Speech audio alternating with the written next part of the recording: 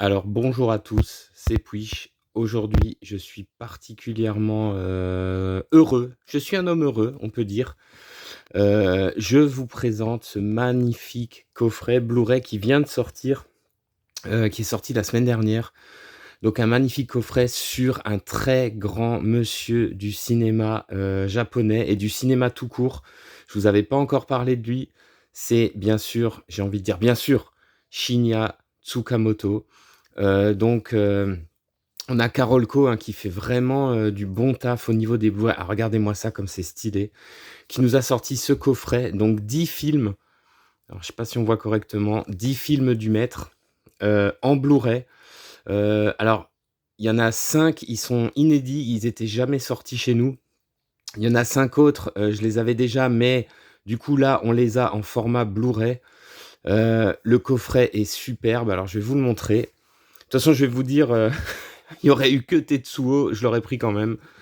Donc vous voyez, on a droit à un magnifique, livret de 80 pages sur merde, ah, je suis déjà en train de l'abîmer. Non mais n'importe quoi.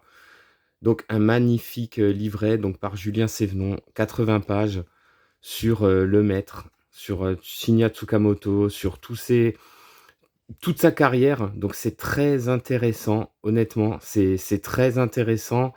Ouais, voilà quoi, Tetsuo. Voilà, Explosion, Tetsuo, je crois qu'il y a c'est un film culte. Alors on va y revenir, hein. Le sujet de cette vidéo, c'est je voulais vous présenter ce coffret qui est incroyable et puis voilà. Puis je voulais vous parler, j'adore cette image de Tokyo Fist. C'est vraiment, c'est vraiment un putain de réalisateur. Franchement, c'est du très, très lourd. Donc un magnifique livret et un magnifique coffret et surtout la possibilité enfin de voir voilà, magnifique. Alors par contre, il y a pas un Blu-ray, il y a pas alors tout est en noir et blanc. Ils ont repris, l'image en noir et blanc de Tetsuo. Il y a pas un Blu-ray, en fait, il y en a 4. Donc il y a là, par exemple, on a Les Aventures de Denshu Kozo, donc c'est par ordre chronologique, hein. Les Aventures de Denshu Kozo, Tetsuo, Tetsuo 2 sur le même Blu-ray. Bon, on aurait peut-être aimé un Blu-ray par film ou un Blu-ray. Là, on a Tokyo Fist, Bullet Ballet. On a encore ici, on a Az que j'ai enfin pu voir, Vital, Snake of June. Et sur le dernier, on a des films un peu plus récents du maître, Kotoko et Killing. Donc tout un programme. En dessous, on a des genres de montages photos, tout en noir et blanc, tirés de plein de... Oh putain, tirés de plein de ces films. Donc c'est vraiment excellent, quoi. C'est un coffret magnifique. Il coûte... putain, je vais tout niquer. Il coûte environ... alors que j'y tiens à mort. On va ranger tout ça. On va ranger tout ça. Il coûte environ 70 balles, je crois. Mais honnêtement, moi je vous dis franchement, rien que pour Tetsuo, je l'aurais pris. Donc, donc qu'est-ce que vous voulez que je vous dise? Donc foncez dessus.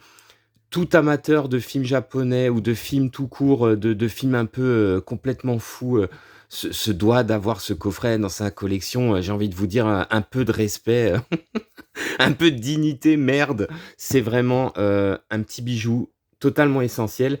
Justement, je voulais vous en profiter pour montrer l'édition précédente que j'ai eue il y a très longtemps, au début des années 2000, donc la précédente édition de Studio Canal, qui nous avait sorti cette merveille, Tetsuo 1 et 2. Donc c'était déjà du très très lourd, hein. Euh, D'ailleurs, dans l'édition Carolco, je crois qu'il y a une partie des bonus qui sont repris, certaines interviews, les présentations, euh, les présentations des films de Jean-Pierre Dionnet qui sont toujours très intéressantes. Jean-Pierre Dionnet, hein, qui travaillait à Canal+. Moi, si vous voulez, j'ai connu... Alors, on va peut-être passer tout de suite... je voulais vous montrer aussi l'ancien coffret qui est grave, assez stylé aussi avec un... Alors, c'est complètement dingue, hein. C'est des images de fou. C'est un truc de dingue. Alors, j'avais envie de vous parler de Tetsuo. Donc Tetsuo, moi je l'ai vu, j'ai pu le voir, je suis tombé dessus par hasard, je l'avais enregistré. Film fou, film extrême s'il en est. Donc il était passé, il avait été diffusé à Canal+, c'est là où je l'ai vu à l'époque, je l'avais enregistré. Et j'ai pris une baffe, C'est un des films, Tetsuo typiquement, c'est le genre de film qui vous donne envie de vous intéresser au cinéma japonais, qui vous donne envie de vous intéresser à tous ces films complètement fous, films underground. C'était une baffe atomique. Donc qu'est-ce que c'est que Tetsuo? Qu'est-ce que c'est que ce film? C'est un film, comme vous pouvez le voir, de Shinya Tsukamoto. Il est sorti en 1989, il dure 1h07 et déjà on se dit: «Putain 1h07, c'est pas beaucoup». Et ben, je peux vous garantir que 1h07, c'est largement, mais alors très largement suffisant pour rentrer, dans l'histoire du cinéma finalement. Pour que son nom soit inscrit dans l'histoire du cinéma. C'est un film en noir et blanc tourné en 16 millimètres. Shinya Tsukamoto est quasiment à tous les postes. Il joue dans le film, il est réalisateur, monteur, il s'occupe des effets spéciaux, en fait, il s'occupe de tout quasiment. Il y a quelques autres acteurs avec lui. En tout et pour tout, il y a, si je me trompe pas, il y a uniquement, 4 personnages dans le film, hein. Donc ils sont très peu nombreux. Une grande partie de l'équipe va le laisser tomber au fur et à mesure d'un tournage qui n'en finit plus, des reshots, des effets spéciaux, enfin bref, il peaufine son truc, il finira le film tout seul dans son coin. Il sera aidé aussi à la musique, il fera la rencontre de Chu Ichikawa, pareil, un compositeur, hors norme qui jouera beaucoup de l'identité, audio, musicale de ce film et qui par la suite fera aussi, quasiment toutes les musiques des films de Tsukamoto, hein. Une collaboration, si je me trompe pas, qui perdure encore aujourd'hui, hein, heu et c'est vraiment ce film, c'est comment résumer ce film? Alors vous allez me dire: «Oui mais Puich, écoute ton truc, tu nous montres des images dégueulasses, tu nous montres des trucs ignobles, mais qu'est-ce que c'est que ce film?» Et bien, en fait, c'est très difficile de résumer l'histoire de Tetsuo. Alors j'adore là, c'est quand il se fait agresser dans le métro, c'est complètement incroyable. En fait, on va suivre, ce gars-là, donc il a pas de nom, c'est un homme, c'est un salaryman quoi. Il est joué, par, Tomorowo Taguchi, qui jouera aussi dans la suite, hein. Donc en fait, c'est un gars, a priori sans histoire. Un matin, il se réveille, il se rase et là, il voit que sur le visage, il a comme un petit bout de comme un bouton, un furon dégueulasse, mais en métal. Il le presse, il y a du sang qui gicle, c'est énorme, hein, l'intro, elle est énorme. Il va se faire poursuivre comme ça par des personnages, étranges, par cette folle furieuse qui va subir des mutations étranges au niveau de son bras comme ça. Elle va essayer de le tuer dans le métro. Il va se retrouver dans un espèce de cauchemar éveillé et son bouton, ses blessures vont avoir de cesse que de se développer un peu à la manière de la mouche, hein. Il va commencer une espèce de dégénérescence, mais il en fait, son corps va fusionner avec du métal comme ça, à la manière de Tetsuo justement dans Akira, hein, pour ceux qui connaissent à la fin du film, hein, quand il contrôle plus ses pouvoirs et que son corps comme ça se part complètement en couille, fusionne avec du métal. Heu, Là, ça va être un peu pareil, ça fait beaucoup penser à la mouche dans le développement comme ça d'une espèce de maladie ignoble et il va vivre un véritable cauchemar éveillé. Tout part en fait d'un accident de la route. Lui et sa compagne, a priori, ont écrasé justement le personnage joué par Shinya Tsukamoto, qui est un espèce de personnage extrêmement étrange qui vit dans une cabane comme ça isolé dans une espèce d'usine désaffectée. Tous les décors sont assez apocalyptiques, je trouve, au niveau de l'usine. Heu, il vit dans cette usine, il vit dans du métal, dans des câbles comme ça en permanence. Il est entouré de métal, de ferraille, c'est complètement dingue. Alors là, vous voyez, c'est notre personnage qui se transforme au fur et à mesure, c'est ignoble. Il va prendre des apparences de monstruosité, hein. Là, c'est vraiment impressionnant. Heu, il vit comme ça dans une espèce de cabane. Il essaye de se mettre du métal dans le corps. Il a comme des pouvoirs, surnaturels, il va tourmenter, en fait, notre héros. Il y a la scène, en fait, ce film est rempli en fait, c'est 1h07, mais en fait, c'est rempli de scènes cultes. Il y a qu'à voir l'arrivée du titre Tetsuo comme ça avec la musique complètement incroyable, le titre qui s'écrit au fur et à mesure comme ça, qui passe sur l'écran avec notre héros là qui comme s'il prend des coups dans tous les sens. Heu, Lui et sa compagne vont vivre une soirée complètement folle, hein. Ils vont plus ou moins s'entretuer, ça va être complètement dingue. Sa maladie va se développer, de façon, ignoble. Tout ce qu'il y a autour de lui va se mettre à rouiller, à pourrir. Il y a la scène où le chat comme ça, se colle aux casseroles, c'est assez horrible. Il y a la scène où il va affronter sa compagne. Au début, il a honte de lui montrer ses déformités au niveau du bras, du visage, des pieds. Après ils vont plus ou moins s'entretuer, ça va être ignoble, elle va se relever également, ils vont s'entretuer plusieurs fois dans l'appartement, ça va être un véritable carnage, énormément d'images très fortes. Heu, il va y avoir vraiment tout un tas de scènes incroyables. Il y a ce dernier baiser qu'il lui donne, alors qu'il donne à son cadavre alors qu'elle est dans la baignoire remplie de sang. Il lui donne un baiser au travers d'un tuyau qui sort de sa bouche, qui rentre dans sa bouche à elle avec une espèce d'huile, de bave qui coule, c'est horrible et ça, c'est un détail parmi tant d'autres. Le film est rempli comme ça de scènes, toutes plus folles les unes que les autres, jusqu'à un combat final contre, l'autre personne. Alors i aucun personnage n'a de nom, hein. On aura des passages comme ça en VHS qui sont très étranges, très bizarres. On aura cette musique tour à tour lancinante, tour à tour étrange. Heu on aura aussi la fusion comme ça avec, les éléments du décor, tout qui pourrit, qui se colle à notre personnage. Enfin bref, un film que je trouve fascinant et surtout visuellement, quoi. Visuellement, c'est Tetsuo, je vous le garantis, mais signé Puich, vous pouvez me faire confiance. Si vous n'avez jamais vu Tetsuo, vous pouvez être sûr que là, vous allez voir un film, vous n'avez jamais vu ça nulle part ailleurs. C'est-à-dire les plans de caméra complètement fous, les fameuses scènes que moi personnellement j'adore filmer, en espèce d'image par image où les personnages foncent à travers la ville comme ça à très grande vitesse, c'est fou, c'est indescriptible. Il faut le voir pour le croire. C'est filmé en espèce de stop motion. On aura le personnage de Shinya Tsukamoto qui va venir là où habite notre héros, avec des fleurs comme ça. Il se déplace à très grande vitesse dans la ville en image par image, la caméra qui tremblote comme ça, qui va dans tous les sens, les plans complètement fous, les plans, les plans complètement dingues comme ça où tout explose, où on a des plans comme ça avec des barres de métal qui virevoltent, un peu comme qui virevoltent dans tous les sens, la poubelle, les espèces de sacs poubelles qui contiennent plein de têtes comme ça, qui rient, qui vont dans tous les sens. C'est un véritable délire hallucinatoire, ce film. C'est du jamais vu. C'est un film qui a inspiré, plein de personnes, hein, il y a qu'à voir Pi de Darren Aronofsky. Il est totalement notamment dans la scène avec le crayon qui reprend, moi je trouve qu'il fait vraiment penser, déjà il est en noir et blanc, Pi, il est très étrange. Il y a la fameuse scène avec le crayon et le cerveau qui reprend la scène justement, de la meuf dans le métro qui touche comme ça avec son stylo l'espèce de cadavre étrange qui est au sol, mélange de chair et de métal. Il va inspirer, Tarantino a souvent dit qu'il voulait faire un 3e épisode.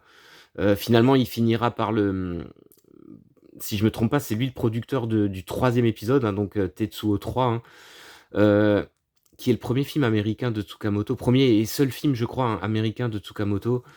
Enfin bref, un film culte, un film que j'adore. Vous n'avez jamais vu ça. Vous allez voir que des scènes complètement inoubliables, complètement incroyables. Vraiment ce coffret, il vaut son pesant de cacahuètes.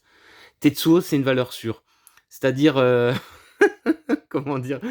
C'est du jamais vu, c'est voilà, c'est Tetsuo quoi, tu peux pas faire autrement, comment vous décrire ce film? C'est un véritable, cauchemar. La fin, elle est incroyable, la fin avec l'espèce d'énorme, monstre tank comme ça qui va pour détruire cette ville.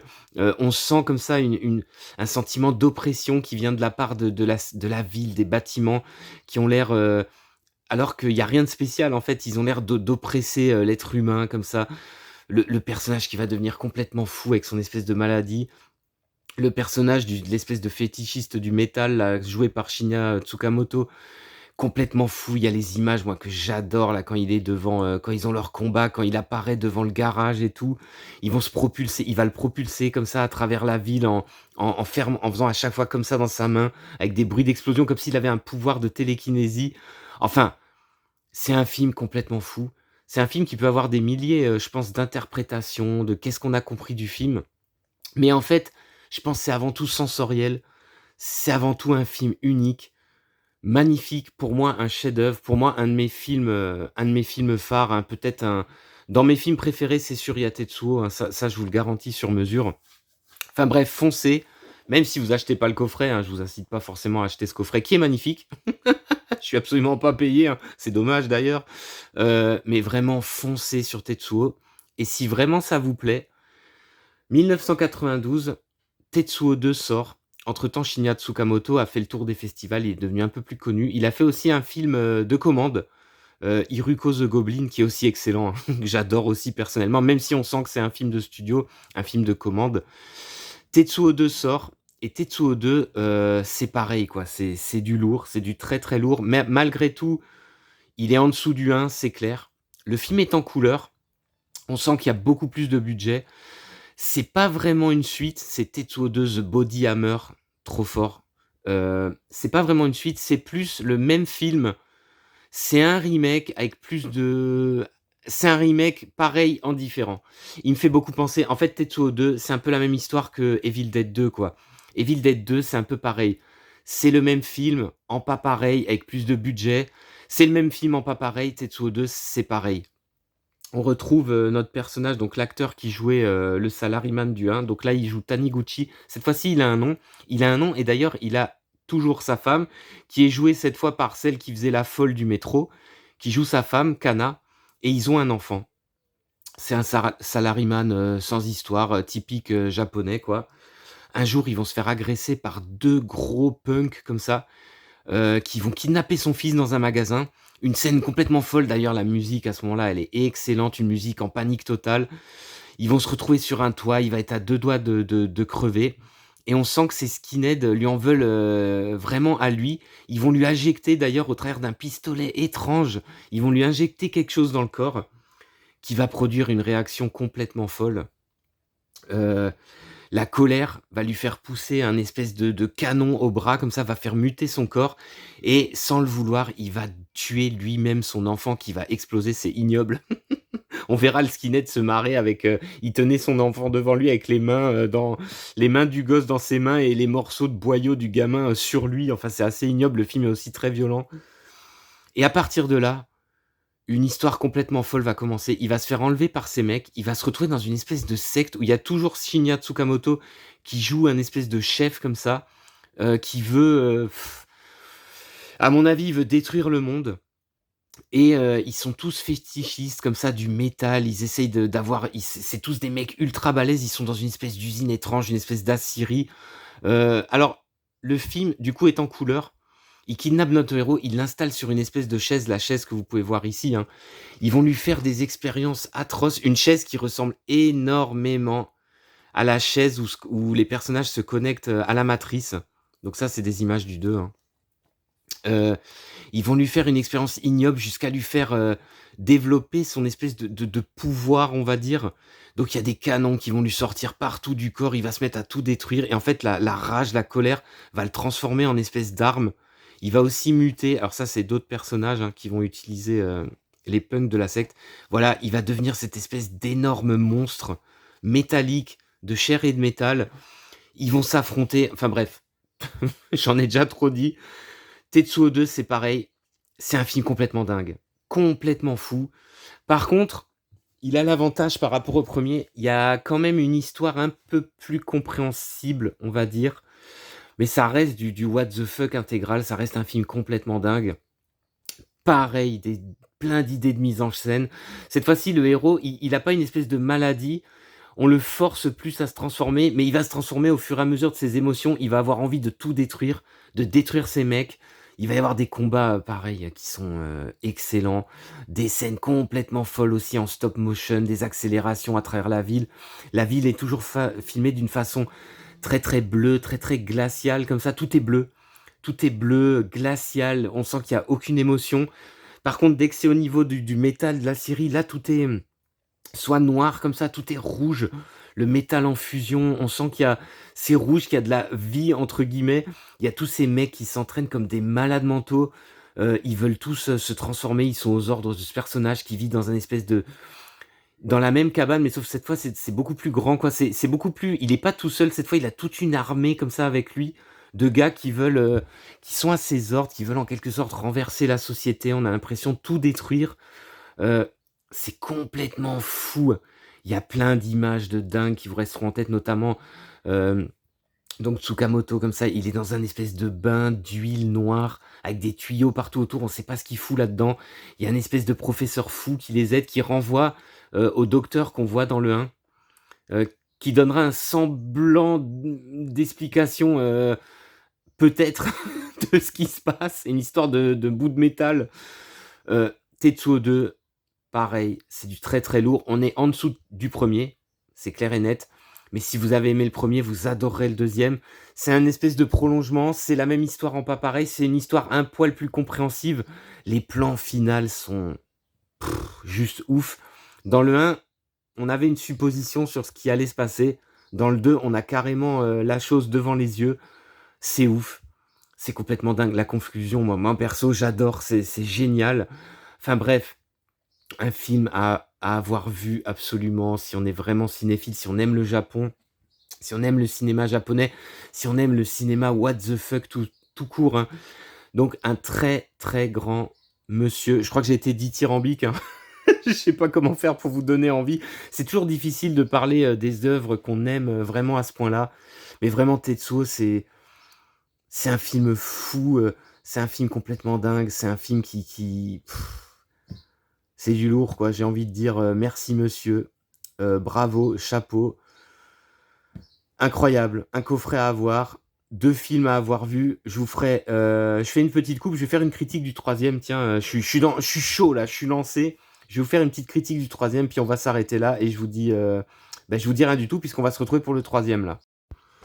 Alors on continue avec cette édition Blu-ray magnifique, Black Market de Tetsuo 3 The Bullet Man. Donc un film de 2009. Alors j'avais pas parlé, hein, mais c'est vrai que Tetsuo 2, du coup, il dure, 1 heure et demie. Il dure un peu plus longtemps, 1 heure 25, un truc comme ça. Fl The Bullet Man, c'est pareil, le 3, il dure, 1 heure 25, 1 heure et demie, un truc comme ça. Ça reste des films courts, mais c'est un poil plus long que Tetsuo. Tetsuo 3, bon, on est alors cette édition, elle est superbe aussi, hein, j'adore le dessin, il y a une jaquette réversible parce qu'il y a 2 films, en fait, hein.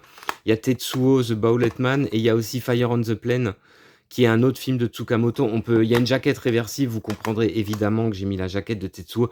Regardez, mais qu'est-ce que j'ai envie de dire? Regardez-moi cette affiche. Est-ce que tu peux pas faire plus ouf? Moi, c'est le genre de truc, je vois ça, mais en fait, j'ai tout de suite envie de voir le film. Je me dis: «C'est quoi ce truc?» Mais d'ailleurs, c'est pareil pour les autres. Je vois ça, je me dis: «Bon, il faut que je regarde». Alors, The Bullet Man, il est passé quand même relativement inaperçu, hein, pour un film, la suite de films aussi cultes. C'est vrai que moi, j'en avais entendu parler, j'avais pas eu l'occasion de le voir. Ensuite, je l'ai vu en VO. De toute façon, il y a pas de doublage français, hein, mais disons que je l'avais vu en VO sans sous-titres. Le 3, encore et toujours, c'est encore une variation sur exactement le même thème. Pareil, donc on a un homme. Alors l'acteur principal, il est pas tellement ouf, j'ai oublié son nom, mais j'aime pas trop, parce que je vous fais la critique à l'arrache, là, j'avais pas pris de notes. Il est pas charismatique plus que ça. Je préférais beaucoup les autres, mais en fait, il a un fils qui va se faire écraser par une voiture, si je me souviens bien. Et ça va déclencher des pulsions en lui qui vont déclencher les apparitions comme dans Tetsuo 2, hein, et comme dans le 1 d'ailleurs aussi. Mais le 1, c'était plutôt une espèce de maladie. Dans le 2, c'est les pulsions meurtrières, les pulsions de colère, qui font apparaître comme ça des canons, qui tirent des projectiles, une espèce de folie qui va faire muter son corps. Il va en avoir après la terre entière. Heu, le film, bon, il faut avouer que c'est le moins bien des 3. Moi, je trouve que c'est surtout dû aux acteurs. La réalisation, elle est toujours au top. En fait, le film vaut surtout pour la scène d'assaut comme ça d'un groupe d'intervention dans la maison du héros qui est en train de se transformer, qui va se mettre à les attaquer de partout. On a une caméra complètement folle qui fonce comme ça à la Tsukamoto, qui virevolte dans tous les sens. On a des balles, The Bullet Man, des balles qui sont expulsées de partout du corps du héros, qui vont éclater les mecs dans tous les sens. Enfin, globalement, il y a du spectacle. Ça reste un épisode quand même, qui m'a moins marqué que les 2 autres. Je l'ai regardé un peu moins souvent, il faut le dire. Après, il est plus récent, il est aussi très soigné, mais il est peut-être un peu plus aseptisé.